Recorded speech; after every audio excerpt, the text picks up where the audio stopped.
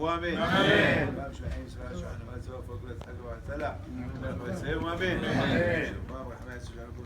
Amen. 1940, 9 ans que le Beth Amikdash est détruit, c'est la dernière année. Amen.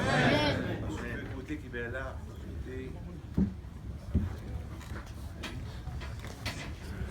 Après le cours, Amen. C'est bien.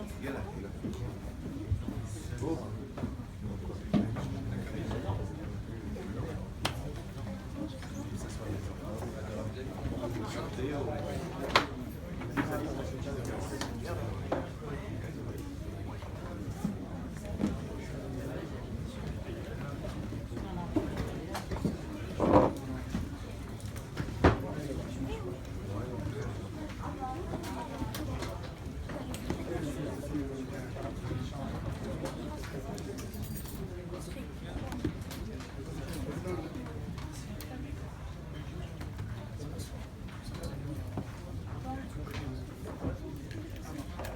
Il y a quelqu'un qui peut expliquer en hébreu?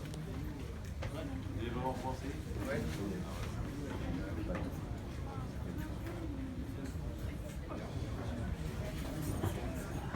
S'il vous plaît.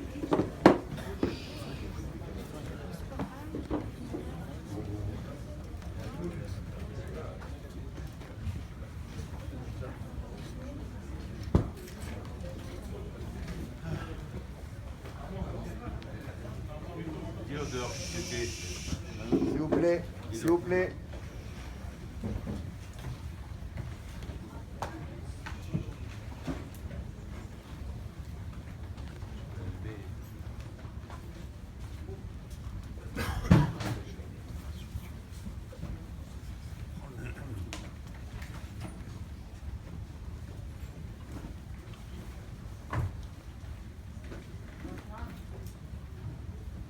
Je viens de me poser une question maintenant. Pourquoi Kadosh Baruch Hu, il n'a pas détruit le Beth Amikdash lui-même? Pourquoi il a donné le plaisir à ces goïms-là de détruire le Beth Amikdash? C'est un plaisir, c'est un kiff pour eux, de voir le Beth Amikdash se détruire. Pourquoi Kadosh Baruch Hu, il n'a pas fait ça lui-même? Un tremblement de terre. Un tremblement de terre et le Beth Amikdash est détruit. Pourquoi donner ce kiff aux goïms? C'est vrai, une belle question. Mais je voudrais maintenant un peu approfondir la question que j'ai posée tout à l'heure. Parce que la réponse que j'ai donnée, c'est pas ça. Une réponse un peu plus profonde. La question que j'ai posée, que quelle est la raison pourquoi Kadosh Baruch Hu aussi il fait croire à donner encore plus de plaisir à Titus de croire qu'il l'a tué. Alors, il a coupé la paroquette et le sang a coulé et lui il a cru que ça il a eu. Et bon, suite à ça il a fait ce qu'il a fait. Mais avant tout cela, Rabotaï, je dois raconter ce que la Gemara raconte. Il y a eu une fois que Titus lui-même, au départ il n'était pas rachat. Au départ, il a eu peur quand même de détruire le Beth Amikdash. Il avait peur, il a dit, c'est pas possible. On connaît tous, il savait qu'il y avait 10 miracles dans le temple. Moi, j'adore. L'un des plus hauts miracles qu'il y avait dans le Beth Amikdash, c'est qu'on n'a jamais vu un zvouf. On n'a jamais vu une mouche au Beth Amikdash. Une mouche. Et vous savez très bien que toujours dans l'abattoir, là où il y a du sang, ça attire les mouches. Et là, vous savez, il y avait des milliers, millions même de sacrifices qui se faisaient tout le temps. Et vous savez, à l'époque, il n'y avait pas de frigidaire. Et vous savez, à Yerushalayim, il fait chaud, et il y avait beaucoup de sang. Et les mouches, ils sont attirés par le sang. Et on n'a jamais vu une mouche. Jamais on a vu. Marie dit, mais Olam, le Reino, on n'a jamais vu une mouche. C'est-à-dire que les mouches, ils savaient qu'il ne fallait pas rentrer, la police. C'est pas tébri, c'est pas la nature. La nature, elle est quoi? La nature, c'est que une mouche, elle sait s'envole, elle s'envole. Le contraire, plutôt elle est attirée par le sang. Et là, on voit que dès qu'elle arrive, elle sait. Ça, j'adore ça. De là, on voit que Bémet, Akadosh Baruch Hu, il surveillait Yerushalayim. Il surveillait Yerushalayim. Donc il y avait 10 miracles, il y avait plein. Je ne veux pas rentrer dans les détails pour ne pas pour dire ce que je voulais dire. Alors, Titus, il savait tout ça, il savait qu'il avait peur de toucher, de brûler. Donc il a dit, il faut profaner. On va essayer de trouver un juif qui va profaner le Beth Amikdash. Et si le profane, ça veut dire, et ouais, si le profane, ça veut dire que Hachem, il n'est pas là. C'est lui-même, il voulait tester, est-ce qu'Hachem, il est là ou pas. Et comment il va tester? Ben on va profaner, parce que, à mon avis, tant que le Beth Amikdash n'a pas été détruit, les mouches ne rentraient pas là-bas encore. Donc, attends, il y a eu plein de morts, il y a beaucoup de corps dans la rue, ça puait. Et les mouches, ils sont attirés par là où c'est sale. Et Titus, il voit, il n'y a pas de mouches. Donc ça veut dire que bon Dieu est toujours là. Alors, mais il faut que je détruise. Parce que pour lui, il est venu pour détruire Jérusalem. Alors, il fait un appel. Qui veut rentrer au Beth Amikdash? Et celui qui rentre, il deviendra un sénateur romain, il aura de l'argent, il sera un de mes proches, et même on dira que c'est grâce à lui que Jérusalem a été détruite. Il aura une belle femme, tout ce qu'il veut, tout ce qu'il désire, mais à une condition. Qu'il rentre au Beth Amikdash et il prend ce qu'il veut d'abord. Il prend ce qu'il veut. Qui pouvait rentrer voler au Beth Amikdash? Il n'y a pas, jamais. Là, c'est celui qui. D'ailleurs, les gens qui n'avaient pas ou garder leur argent, ils les mettaient au Beth Amikdash, sachant que personne ne va les toucher. Qui peut voler au Beth Amikdash? Personne. Chacun qui rentre, chacun qui vole, il meurt sur place. Ça, c'est la maison d'Hachem. Donc Titus, il veut voir. C'était le chokma qu'il a eu. À travers ça, je vais voir, est-ce que Dieu est là ou pas? Si il rentre, il ne sort pas, ça veut dire que si je détruis, je vais mourir. Alors on va voir. Il fait un appel et personne ne répond. Même aucun juif. Il a eu le courage de dire, moi je. Il y a un qui s'appelle Yosef Mishita. Il dit, moi je rentre. Moi je rentre. Il avait ni kippa, ni rien du tout, bien rasé, là, avec un t-shirt. Comme un Romain. Il dit, t'es juif? Je suis juif. Ça m'appelle Yosef Mishita. Et t'as pas peur de rentrer? Non, j'ai pas peur, je pars. Je suis pas croyant. Ça sort. C'est fini. Moi, je veux. Ah bon? Alors tu veux faire. Tu es parmi nous? Ah oui. Je suis pas capable de tuer mes frères, mais je suis juif quand même. Mais je sais pas. Alors je peux rentrer, Titus. Tu me donnes une femme, hein? Je deviens un sénateur romain. Ouais. Et j'aurai de l'argent, un palais, tu auras tout. Même plus. Je serai proche de toi. Ouais. Il rentre. 1 heure, 2 heures, 3 heures. Il sort pas. Il sort pas. 4 heures. Tout le monde est excité. Qu'est-ce qui se passe? Déjà, c'est la veille du Tisha B'Av, c'est la nuit. La nuit, elle commence, vous savez, il commence à faire tomber. La nuit, elle tombe. Et voilà, il sort avec une menorah. Voilà. tu as tellement tardé là-bas, à l'intérieur, pour que tu prends ça. Ben oui. Majesté, tu as dit que je prends ce que je veux, je me suis bien promené, j'ai bien vu, et j'ai vu qu'il n'y a que ça qui me plaît. Je lui ai dit, mais tu sais ça, c'est ce que je vais prendre à Rome. Parce que ça s'appelle la menorah. Et la menorah, c'est le symbole de la Torah. Et la menorah, c'est le symbole du judaïsme. Et moi, je veux casser ce symbole du judaïsme. Donc ça, tu le laisses, reprends à l'intérieur et prends ce que tu veux.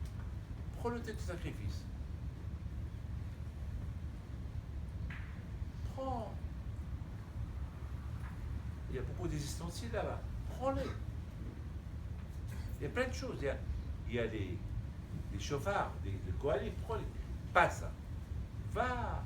La parochette, prends-la. Mais ça, tu ne prends pas. Elle dit, Majesté, moi, je veux pas. Tu sais, si tu fais pas ce que je te dis, tu vas mourir d'une mort que tu n'as jamais entendue. Je vais te découper, je vais couper tes doigts, tes pieds, tes mains. Je vais donner ton corps au chien. Il dit, Majesté, fais de moi ce que tu veux. J'ai déjà assez fauté dans ma vie. C'est pas maintenant que je vais faire encore une faute. J'ai déjà transgressé de ne pas rentrer à l'intérieur. Je ne suis pas Cohen. Et tu veux que je rentre encore une fois? Alors, Titus, il a donné l'ordre de le découper en petits morceaux. Et Yosef Michita, à chaque seconde qu'on lui enlevait un membre de son corps, il criait, il dit, Hachem, fais d'une manière que tu me pardonnes toutes les fautes que j'ai faites. Et chaque fois, il criait jusqu'à la fin, il est mort. Lorsqu'il est mort, il y a une voix du ciel qui sort et qui dit, Yosef Michita, tu as Hedek l'Olam Haba. Un rachat qui devient tzaddik en quelques secondes. La question qui se pose, au départ, il était rachat. Au départ, il était un grand rachat. Il est rentré pour voler et pour devenir un goy, pour marier une romaine et pour devenir parmi les sénateurs.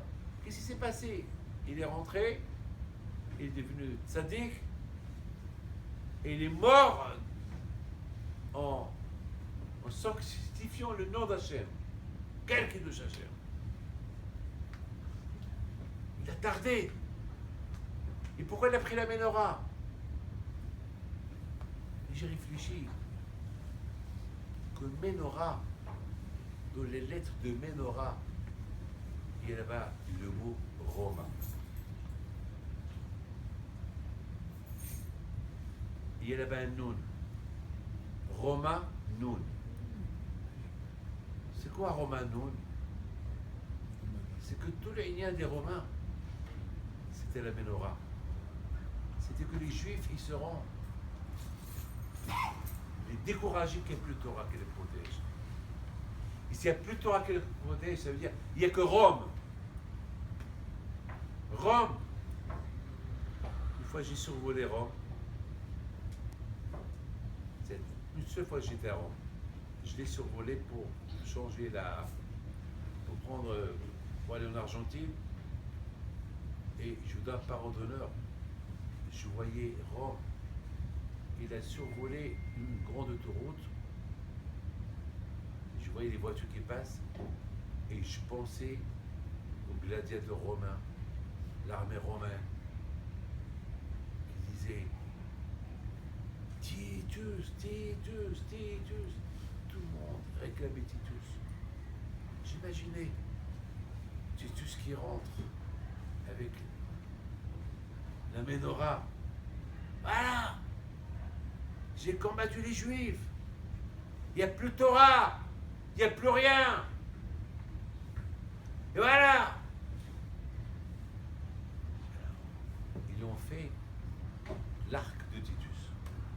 fameux arc de triomphe de Titus, c'est sculpté là-bas.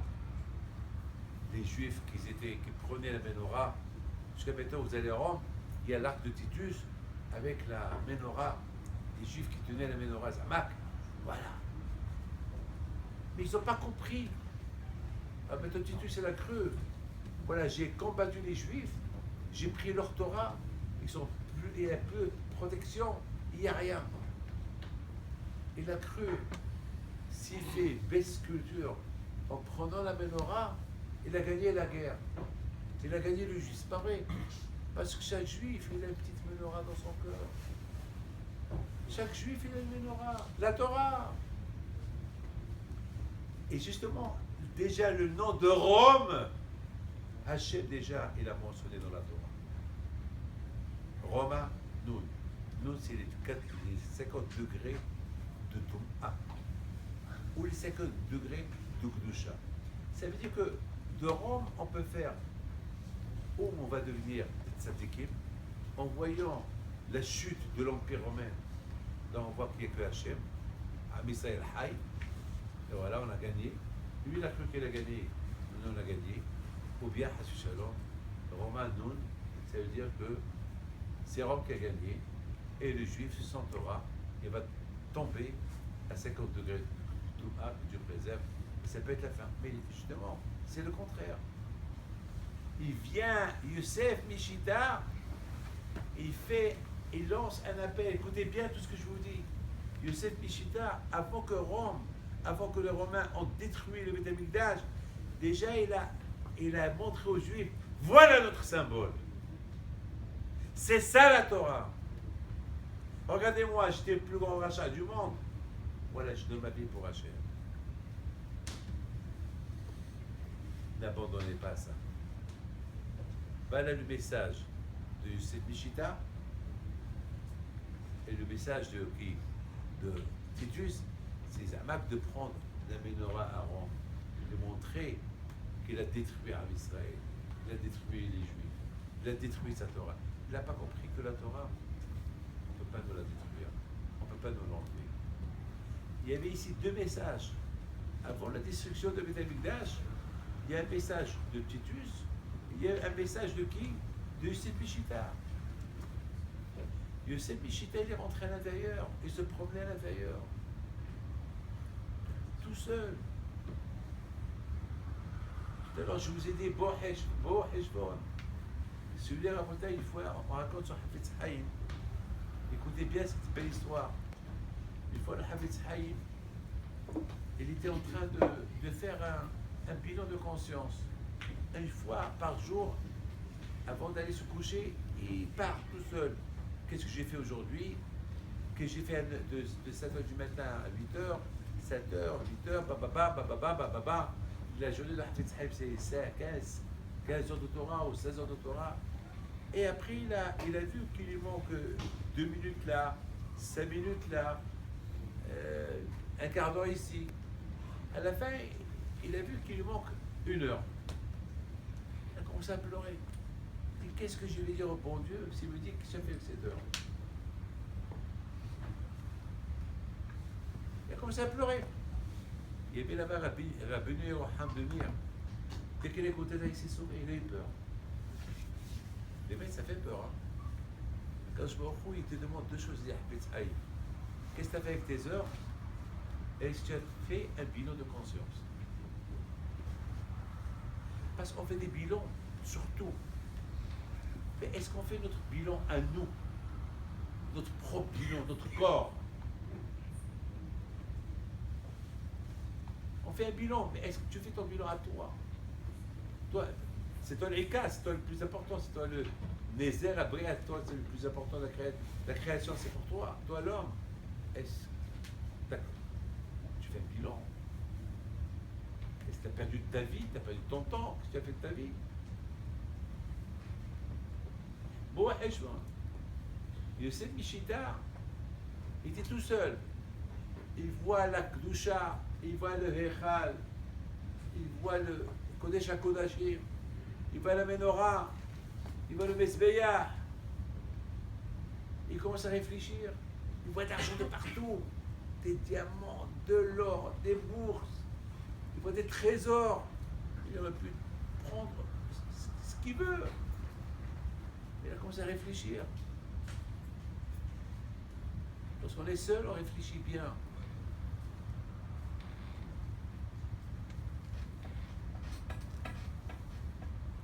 C'était les derniers instants que la Shekhina, elle était encore au Beth Amikdash. Avant qu'elle parte, avant qu'il disparaisse. Il a réfléchi. C'est-à-dire que lorsqu'on réfléchit, on réussit à changer. Mais le problème aujourd'hui, c'est qu'on n'a pas le temps de réfléchir. On ne veut pas réfléchir. On dit on a le temps. Et lorsqu'on dit on a le temps, c'est ça notre problème. Mais qui te dit que tu as le temps? Moi, une fois, j'ai parlé avec quelqu'un, j'ai parlé avec lui au téléphone, et j'entends bon.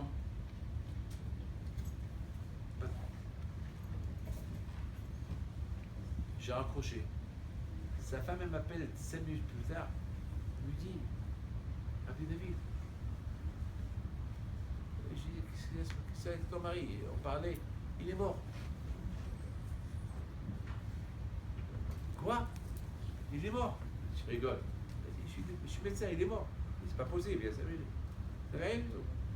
C'est lui qui nous a construit le beau écran qu'on a à Ashdod.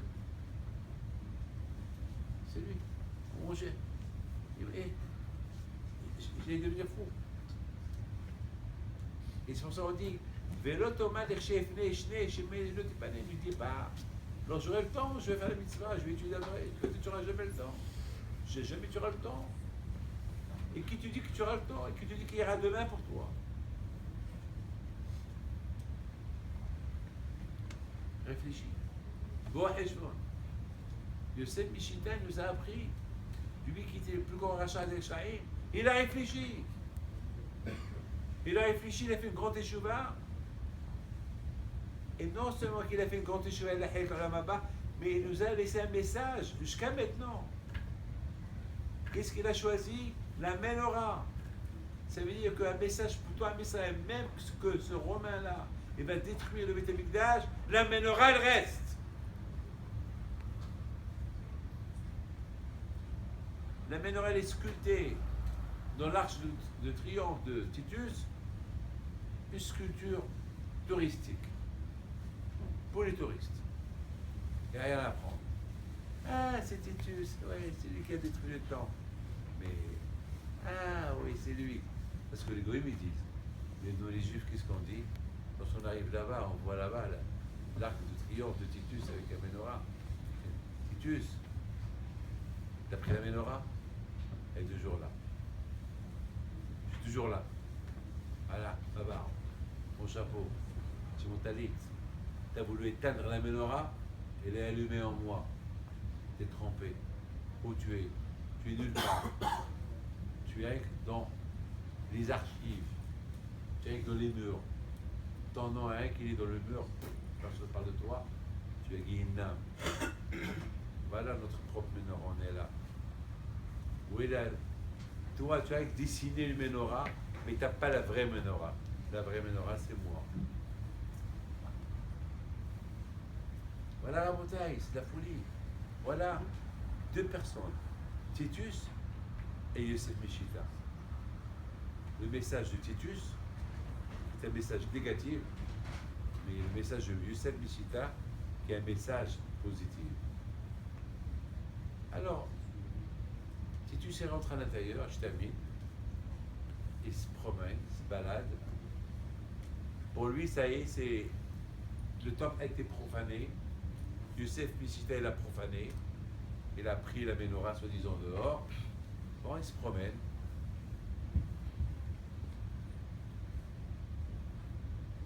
Vous connaissez les Romains? C'est la descendance de Esav. Le jour, et qu'a fait les Romains? Qu'a construit les Romains? C'est nous les Juifs. Le jour que Shlomo HaMelech s'est marié avec la fille de Pharaon, Gabriel Amalach, il a créé l'île de Rome. Rome n'existait pas avant.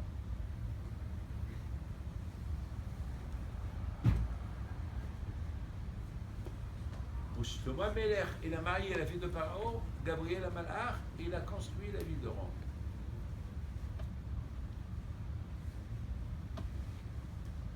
Titus, tes deux, c'est Yaakov et Esav, on se bat, jusqu'à maintenant on se bat. La Gemara dit, si vous entendez que la ville de Caesarea, Césarée, avant, c'était la belle ville des Romains, Césarée. Si vous entendez que Caesarea est construite et Jérusalem est détruite, vous pouvez croire. Si vous entendez Jérusalem est construite et Caesarea est détruite, vous pouvez croire. Mais si vous entendez que Caesarea est construite et Jérusalem est construite, il ne faut pas croire. Il ne peut pas avoir Rome et Jérusalem ensemble. Ou ça, ou ça. Tu ne peux pas être et romain et tzaddik. Tu ne peux pas. Tu choisis ou la culture romaine, Césarée, ou Yerushalayim, la Kdusha. Tu ne peux pas avoir les deux. Finalement, Rabotai, vous avez tous compris. Maintenant, Rome, Titus dans sa tête, ça y est, j'ai réussi. Ma mise, elle est là. Donc, elle a décidé maintenant de se promener. Donc, bien sûr, elle a commencé à jouer avec son épée. Elle a commencé à lui mettre l'état profané. Il coupe. Il voit du sang qui coule. C'est quoi le message du sang qui coule? C'est quoi le message du sang qui coule? La beauté est le message du sang qui coule. C'est que Akadosh Baruch Hu, il a voulu que Titus, il va avec l'idée. Regardez, jusqu'à maintenant, Titus, c'est incroyable. Il avait peur de profaner. Et maintenant, du coup, maintenant, il a compris que, pour le moment, maintenant, il peut tout faire ce qu'il veut. Hachem, il a voulu lui faire croire quelque chose d'extraordinaire. Qu'il a gagné. Mais c'est quoi le message? Le message, il est beaucoup des fois, nous-mêmes, on croit qu'on a gagné. Nous-mêmes, pourquoi des fois, on faute, on dit, ah ben, avec toutes les fautes que j'ai faites, moi, je suis encore vivant. La Torah, il dit que celui qui fait ça, il est condamné à mort. Ouais, je suis vivant. Oui, Dieu. Une fois, Abissai Salanter, il a vu son élève qui est devenu athée. Il lui a dit, pourquoi tu es devenu athée? Mais tu étais mon élève. Elle a dit, je suis devenu athée parce que j'ai vu quelqu'un qui mangeait du cochon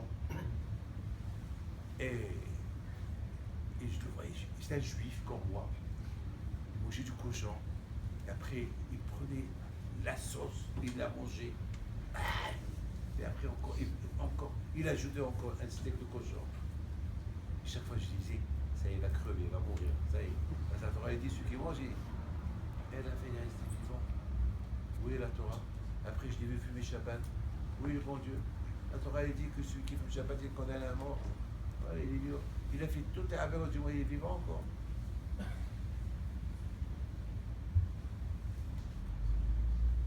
La BC Saint-Élie lui a dit, lorsqu'un homme veut se tromper, Hachem le trompe encore plus.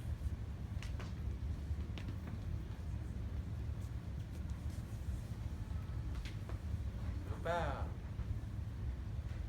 ce qu'on a vu avec Titus, ça se combat aujourd'hui aussi. Je dois pas en honneur.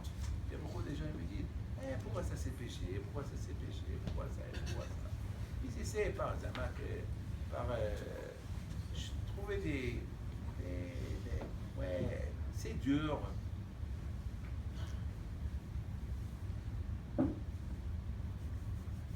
Titus maintenant, dans sa tête, ça il a gagné.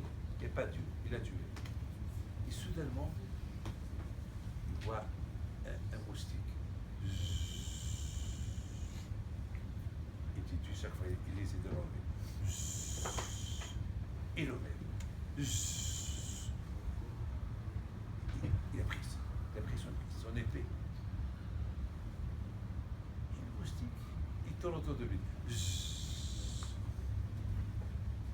À la fin, le moustique, il est rentré dans son nez.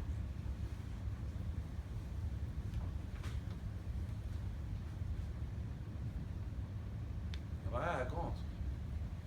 Lorsqu'il est parti avec le Ménorah à Rome, il y a eu un orage dans la mer.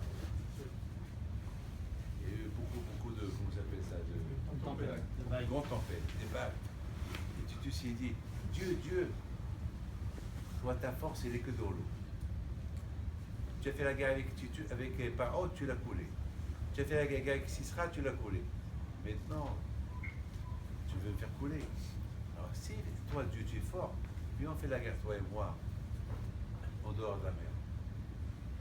Quand je lui dit, Titus, Racha, Benbeno, Shela Esav Racha, toi tu veux me faire la guerre, je vais t'envoyer un petit moustique, Beriak Tana, fais la guerre contre elle.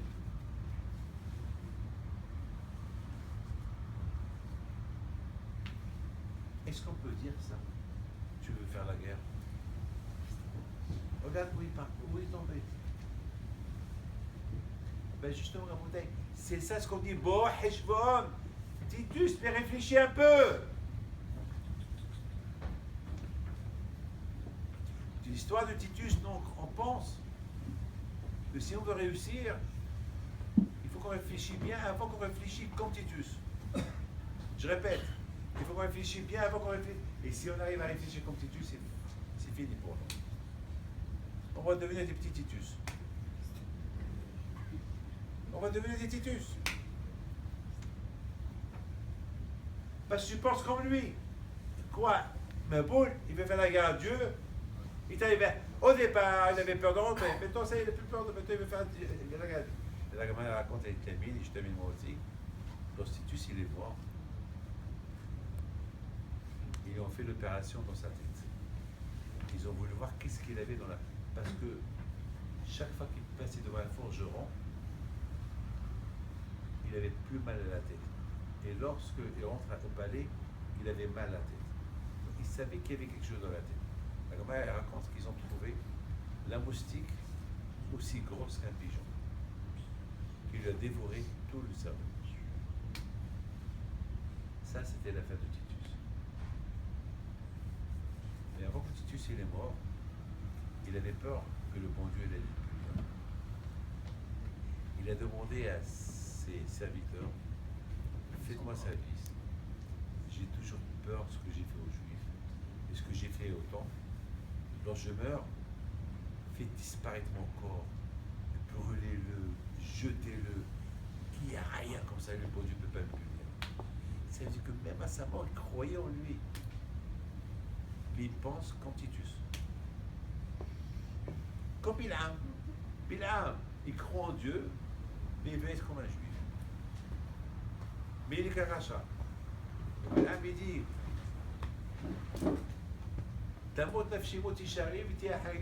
je voudrais mourir comme un juste, comme les juifs. Al-Hamar, tu veux vivre comme un juif, alors soit vis comme un juif. Tu vas mourir comme un juif. Tu veux gagner, tu veux t'éclater comme un juif, mais tu ne veux pas souffrir comme un juif.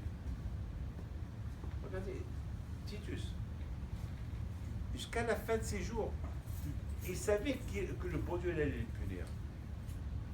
En fait, il cheva. Et c'est ça le moussard. Vivons avec la Torah, vivons selon la Torah, mais il ne faut pas qu'on vive avec la Torah, mais avec les idées de Titus. Ou de Bilam. Ben ça, c'est ce qu'on a dit. Il ne peut pas avoir et Kesaria et Yerushalayim. Ou Kesaria ou Yerushalayim. On ne peut pas être et Titus et juif, et Bilam et juif. Ou ça, ou ça.